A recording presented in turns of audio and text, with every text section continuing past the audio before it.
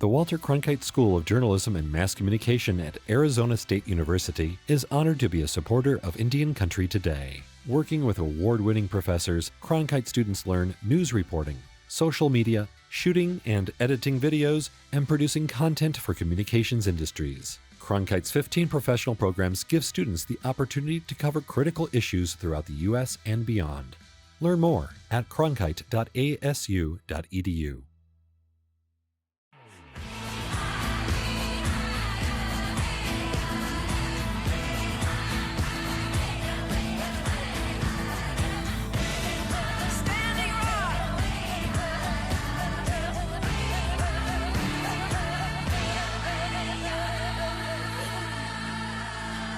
This is Indian Country Today. Esquili, yes, thank you for joining us. I'm Patty Thalohungva. The Hopi tribe is extending its emergency declaration and natural disaster order until this weekend. The tribe issued the executive order on July 25th after heavy rain caused severe flooding, damaging roads, homes, and farming areas. Rock and mudslides from the water also damaged sewer, electrical lines, and other infrastructure. The public is being advised to avoid flash flood areas and be aware of flooding threats. Samantha Honani helps lead the Hopi Foundation's Emergency Relief Fund. Honani says her organization was brought on by the tribe to help secure donations and provide direct aid to families in the 12 villages. We are a nonprofit, so we've been able to be brought to the table and address the human capacity, the human impacts of the flood. And so right now, our Hopi Emergency Relief team is doing intake calls for all 12 villages and their members. The National Weather Service expects widespread thunderstorms across northern Arizona with an elevated threat of flash flooding.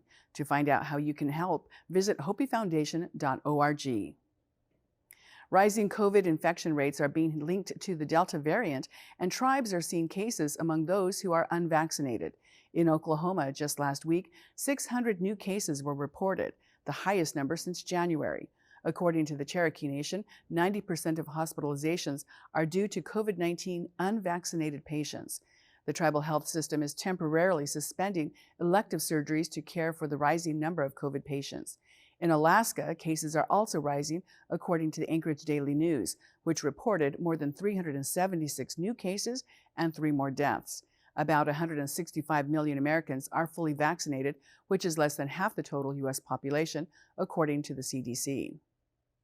Well, museums are slowly reopening after being shut down during the pandemic. In Phoenix, Arizona, one museum is actually built around an ancestral site. Karina Dominguez shows us how visitors can learn about the past and see an exhibit of Native resiliency happening today. The Pueblo Grande Museum in Phoenix, Arizona is now open after shutting down at the start of the pandemic last year. The museum first opened 92 years ago. However, the platform mound it was built around has been here for thousands of years. It's just one feature preserved on the archaeological site built by the Huhuga, the ancestors of the Gila River Indian community and the Salt River Pima Maricopa Indian community. Museum Administrator Nicole Armstrong Best says there's a new exhibit space which is showcasing rights and resilience, celebrating Native American women. We, of course, want to reach out to our Indigenous partners because we are interpreting your culture. Museum volunteer Rosetta Walker was asked to help curate the exhibit. It was an honor. Walker advocated for a Missing and Murdered Indigenous Women's Study Committee in Arizona, and that bill passed in 2019. While curating the exhibit, Walker drew on the knowledge she gained from the heartbreaking testimonies she's heard.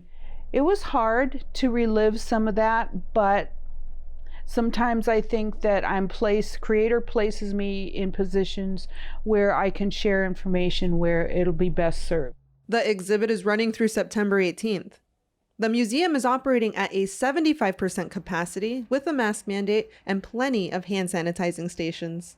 In Phoenix, Karina Dominguez, Indian Country Today. A new Australian fish farming course is helping Indigenous students pursue careers in aquaculture. The course is being offered in partnership with the vocational school and the Victorian Fisheries Authority. The course has seen strong interest from Indigenous students wanting to protect local waterways. For 12 months, students will have 4 fish farming electives taught at 2 working fish hatcheries. The course focuses on practical skills, including fish feeding, breeding, and harvesting, and also releasing fish back into the wild. The project director says the fish farming is a booming industry, and so far 20 students from across Victoria have enrolled in the course, with about half coming from First Nations communities. And those are the headlines from Indian Country Today. I'm Patty Tholahungva. Coming up, meet the founder of the Indigenous Cannabis Coalition. We'll be back with the publisher of a magazine, Tribal Hemp and Cannabis, and journalist Tara Gatewood starts a new chapter. Stay with us.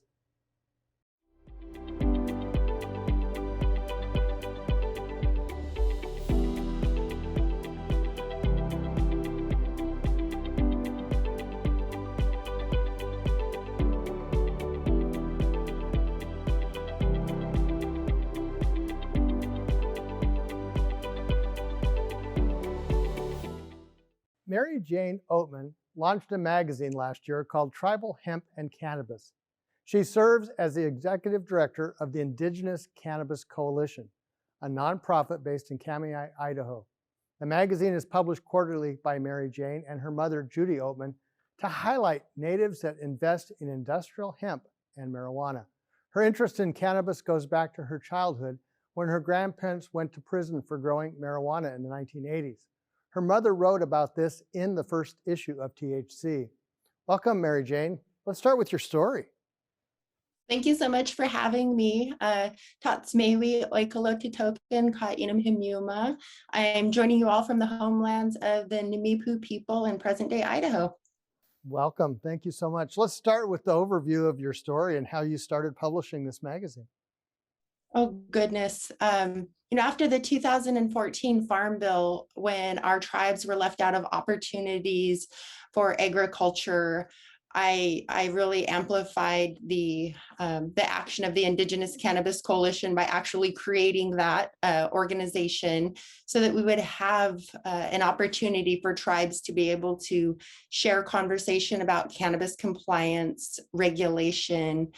And of course, in many of our tribal communities, it's still very taboo. There's still very much a lot of negative stigma. So also offering the opportunity for tribal communities to have access to proofs of concept, successful tribes that are not in their own backyard, that are doing economic development, that are working in health equity and medicine with cannabis and doing phenomenal things with, fiber and fuel development. There's just so many opportunities that it felt like we needed the publication, THC Magazine, to be able to bridge tribal communities in cannabis and hemp to each other. It's so interesting to me that one part of this story is how beginning in the 1920s, there was this effort to really criminalize marijuana over other substances that for no real reason. And you look at the history of incarceration rates and usage rates, and the disparities were almost from the very beginning. And we've wrestled now with the legalization of cannabis, but we have not gone back and looked at the disparity in law enforcement and fixed that.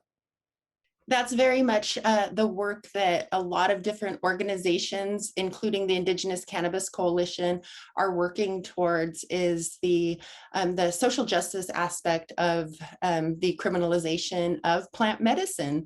And so you hit the nail on the head there when you say, really for no reason. But if we reflect back on that historical time frame with, the development of the logging industry and the reliance on fossil fuel development, that there was, a very purposeful pinch out of what could have been a very vibrant world economy in hemp, and something that had already existed here within the Columbia Plateau tribes. And many of our tribes on Turtle Island had a very robust economic relationship with plant medicines.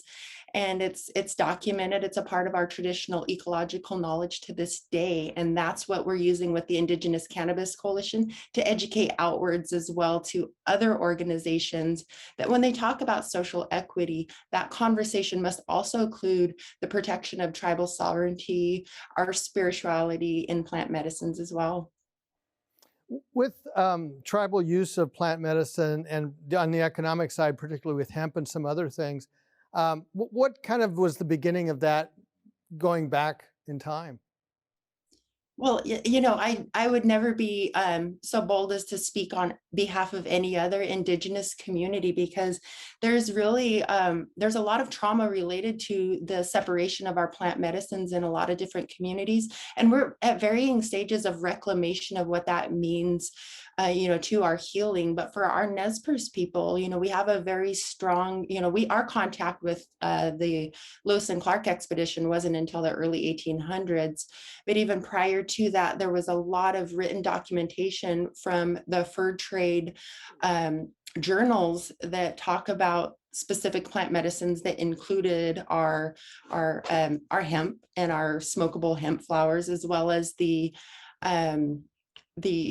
use of it as a utility in fishing and in home building. And so there's really I can speak very, very much to the Nez Perce story and our seed acquisition by way of floods, but there was very robust trade routes. I mean, when Lewis and Clark contacted the Nez Perce people, they had a Mesopotamian clay tablet that they presented to Lewis and Clark, which had them just, scratching their head, just baffled about how, how world travel worked in the time where they thought they were the first people contacting the Nez Perce people, but they realized that there had been a very amazing trade network that put our people on a global scale. Well, and it's interesting when you read those journals, how little they understood about even that. I'm from Shoshone country. The story that always blows me away is the horses had silver from Mexico City, and yet they didn't even dawn on them. How did they get the silver? It was crazy. Yes, and it's very similar here, within the I guess you could say that the written history of our tribes, and that's what I really encourage our young people to do, is to take those treasures and those documents and take them in I guess in unison with other literature that's out there and read between the lines, because that's where we lie often. And as Indigenous women who held the power of the rope economy, we very much are in between the lines in history. I want to ask you, since you have a perspective with THC Magazine about the country, what are some of the economic activities that most excite you involving this industry? Oh my gosh, I love that question, Mark. And the biggest reason is because since 2014, and just analyzing and assessing the data of which tribes are working on agricultural development, which ones are scaling out, we realize that at the national level, this is a problem across the board, that the production needs and the infrastructure for that has not been built out within the nation, not just within Indian country. And so we have several tribes in Montana that have been approved by the USD to operate a hemp plan. We have, I think there's only 3 tribes in the Pacific Northwest. However, we have so much opportunity for collaboration in production. And so what I really envision is, with this big infrastructure spending bill, that tribes will start to really speak more in unison about the development of the production need of hemp processing for domestic. And it's definitely a domestic defense issue, and there's a lot of different aspects of economies of scale within the hemp agriculture that tribes would be able to meet the needs of. So what I'm most excited about, I get excited about the tribes that are healing with the plant medicine in terms of flower, but for me, it's all about the fiber, Mark. There's so much opportunity ahead for tribes in fiber development. Iowa tribe of Kansas and Nebraska, they are already working on commercial development of hempcrete, and doing all of their R&D. I really see our tribal colleges and universities playing a pivotal role in the build out of our workforce development. And the sky's the limit for tribes if we work together, and work together early and now, because states are not working together on what complex compliance and regulation looks like in interstate commerce. But our tribes already know what it's like to be heavily regulated from the gaming era. And there are spokes from that gaming wheel that we can take to raise the bar in similar to how Washington State did earlier on in the agricultural industry when they created their own standards for the apple industry. And it ended in, Supreme Court litigation where, the states can raise their bar higher than the feds. And that's one of the areas that we see tribes really rising in compliance and regulation around cannabis and transport and international trade. One part of cannabis story that I think is extraordinary, and I wonder if it's an opportunity, is in infrastructure, the banking laws have not caught up at all. And yet there's a huge demand for that. Is this an opportunity for tribes too? Most definitely an opportunity for non-Indian businesses to, assess their local tribal governments, business codes to see about the incentives of doing business within Indian country and within their tribal law and order code infrastructure. There's definitely opportunities for tribes that are running in the banking industry now, as well as for tribes to start to learn and develop more blockchain initiatives for research as well as commerce. Well, we couldn't have a show about cannabis without having a cool factor. And you sent us a video from New York City. Tell us about that. Oh my goodness, this here was very historic. The steam that was from this campaign is still going. So I worked with, and this is the disclaimer that I must add, is coming in as the new kid on the block, so to speak, in the cannabis publishing world, and then being the only print publication dedicated to tribes. I was welcomed with open arms. And then I realized that that's just the cannabis publishing world in general. It's not super competitive. There's a lot of sharing and there's a lot of mentorship.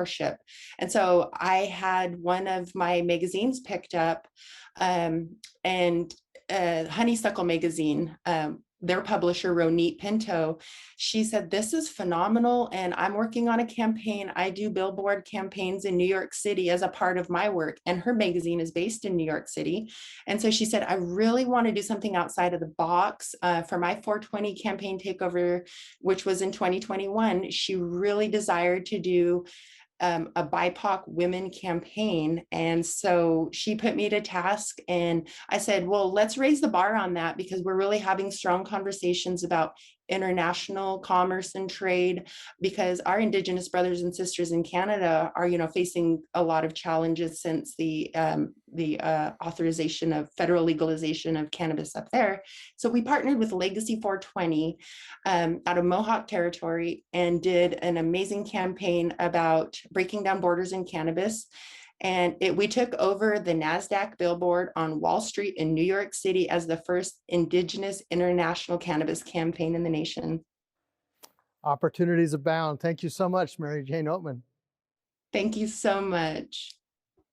When we come back, we'll hear about a new program being launched by the International Women's Media Foundation that focuses on violence against Native American women.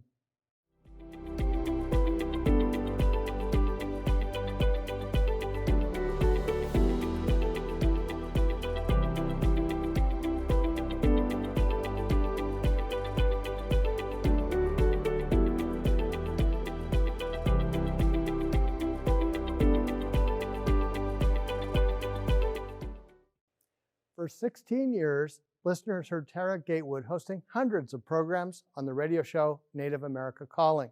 She's talked to guests about everything from higher education to music, national legislation, and land defenders.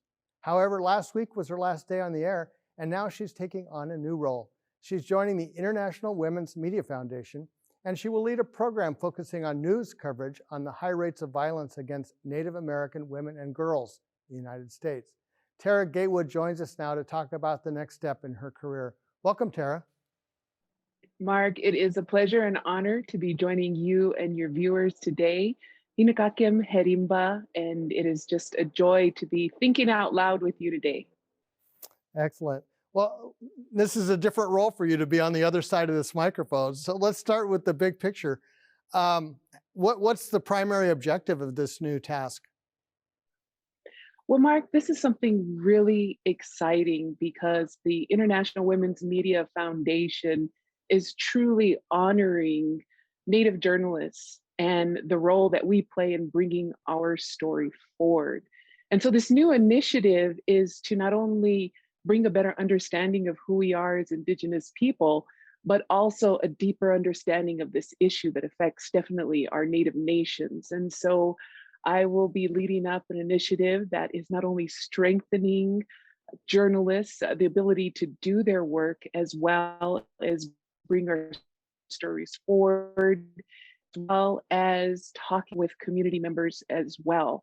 And so it's just really exciting to be able to jump into a position like this and to pretty much be holding the reins and coming up with deep thought moves to really understand how pervasive this problem is, and really the way we move forward to just even understanding it. We know that over the years there have been different moves to get a better understanding, research, and focus. And so this opportunity is bringing community as well as journalists together to really get to the heart of this. And we are definitely in times where so much is being revealed about this issue, even down to what's going on with residential schools, and just understanding how far back this program or how far back this issue goes. And so I'll be heading up a team, as well as reaching out to the journalism community to first just start with getting a better understanding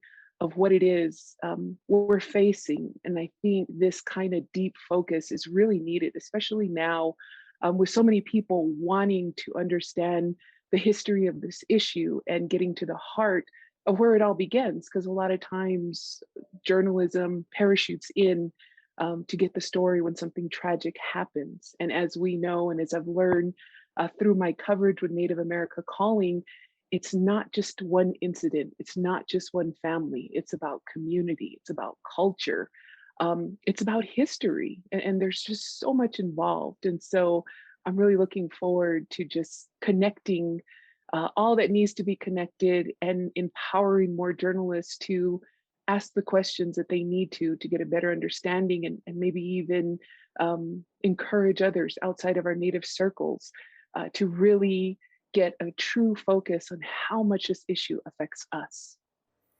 One of the challenges, of course, is that even when there's a particularly well-told story by a journalism organization, it may not connect to the 500 plus tribal nations.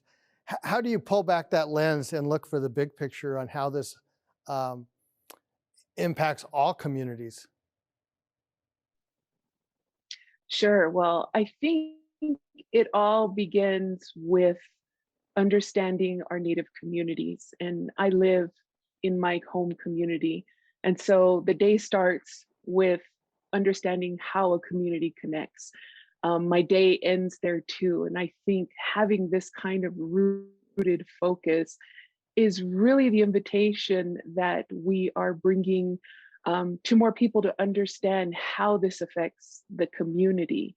And something that I'm really excited about, and why the International Women's Media Foundation saw me as a great fit, is bringing that experience as an Indigenous woman, bringing that experience as an Indigenous journalist to inform everything. And so I think when we take a look at this issue so many times, we're looking on that big focus. And so that reminder that when we take this big focus, we're connecting to maybe even an individual life, and each one of our individual lives, it's very cyclical. You know, you have one person in the center. That person is connected to their family. That person is connected to their community, and that person is, all those people who are in that connection are affected by this issue. And so I think being able to continually remind that this issue rests at the center, possibly with one person, with one family, but when something changes in our community, it affects all. And ultimately that affects the histories of our Native nations. And so being able to get that kind of focus, I think, is really important to really get to the heart of how heavy this weighs on families and our communities too. I think it's really important, and we only have about a minute left, not to understate the role of women in this issue, because we saw a record number of Native women get elected to legislatures, And then we saw Deb Haaland assume the Secretary of the Interior. And almost immediately there was movement. There was state legislatures were passing legislation. The Interior Department put together a task force. This is something that's been around for a long time, but it was women that got it moving. Indeed. And I think just thinking about all the people that people have met because of this issue, it gets stronger and stronger. And just seeing such a strong woman-led initiative with all of this, it's inspiring, especially in this time and age. And I'm really excited to use the 16 years I have been listening to Native America to inform decisions or to even inspire other journalists to reach further into all of this. And so I'm just really looking forward to using this gift that all the listeners, all these nations have gifted to me over the years, this understanding to inform this. And so it's really a special time. Everyone I've ever talked to, I'm bringing them with me in my thoughts to do a better job of covering this and understanding more about this. And that invitation is out to anyone who is working on this issue. If you'd like to reach out to me and tell me about the work that's going on in your community or even in your journalism circle, I can be reached at tgatewood@iwmf.org. Very good. Thank you. And we'll actually put a link on our site as well. So thank you for joining us today. Thanks so much, March. Take care. And that's a slice of our Indigenous world. Thank you for watching. For all the latest news, go to IndianCountryToday.com. I'm Mark Trahan. Sometimes you got to take a stand just because you know you can. Oh, you got to run, you got to run.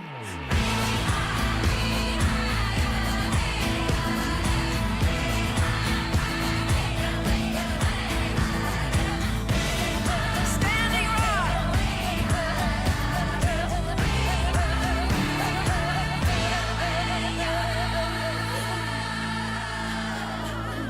This is Indian Country Today.